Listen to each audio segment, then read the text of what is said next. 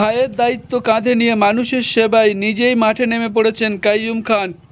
প্রতি 5 বছর পর নির্বাচন আসে, রাজনৈতিক নেতাগণ বিভিন্ন প্রতিশ্রুতি নিয়ে মানুষের দ্বারে দ্বারে হাজির হন। মানুষ যখন তাদেরকে ভোটে জিতিয়ে পঞ্চায়েত সদস্য, প্রধান, এমএলএ, এমপির চেয়ারে বসিয়ে দেয়, তারপর তাদেরকে আর দেখতে পাওয়া যায় না। কিন্তু কাইয়ুম খান লোকজনকে নিয়ে জঙ্গল সাফ করতে নেমে পড়েছেন।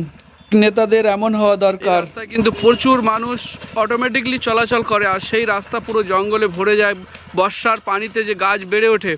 আর তারই কিন্তু কাজে হাত লাগিয়েছে, একেবারে দেখতেই পাচ্ছেন কাইয়ুম খান। তিনি একেবারে সরজমিনে উপস্থিত, নিজেই কাজ করছেন। দেখে খুব ভালো লাগলো যে জনপ্রতিনিধি মানুষের হয়ে কাজ করবে, আর তিনি নিজেই কাজ করছেন। সত্যি মানুষ এখানে সকাল থেকে একদম স্কুল ছাত্রছাত্রী এবং প্রচুর মানুষ এই রাস্তায় যাতায়াত করে, যেটা আপনারা দেখতেই পাচ্ছেন। আর সেই রাস্তা একেবারে পরিষ্কার করে দেওয়ার কাজ করছেন।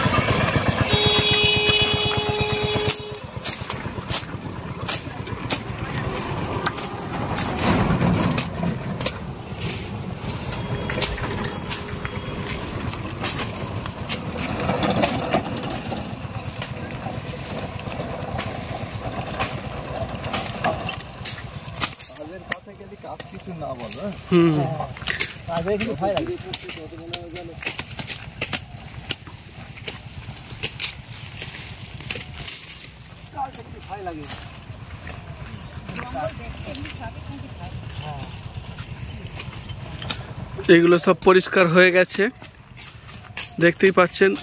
যে চকমরিচা, ভাঙড়, তেঁতুলতলা ঘাট থেকে আর ভাঙড় যে রাস্তা, এই বর্ষাকালে এই গাছপালা কিন্তু খুব বেড়ে ওঠে।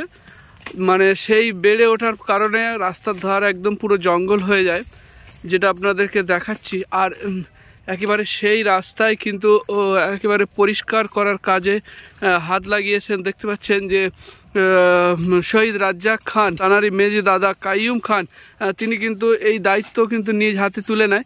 তারপরে দেখতেই পাচ্ছেন যে একেবারে নিজ হাতে কিন্তু সেই গাছপালা পরিষ্কার করার দায়িত্ব নিয়েছেন এবং তিনি কাজ করে যাচ্ছেন মানুষের জন্যে। একেবারে সরাসরি আপনাদেরকে দেখানোর চেষ্টা করছি কিছু মানুষজনকে নিয়ে। একেবারে এই যে জঙ্গল দেখতেই পাচ্ছেন যে দুই ধারে জঙ্গল হয়ে গেছে, এই জঙ্গল কিন্তু ওই দিকেও অনেকটা আগে কেটে দিয়েছে, আর এই পাশগুলো সকালবেলা কেটে দিয়েছে এবং তিনি কাজ করছেন, সেটাই আপনাদেরকে দেখানোর চেষ্টা করছি।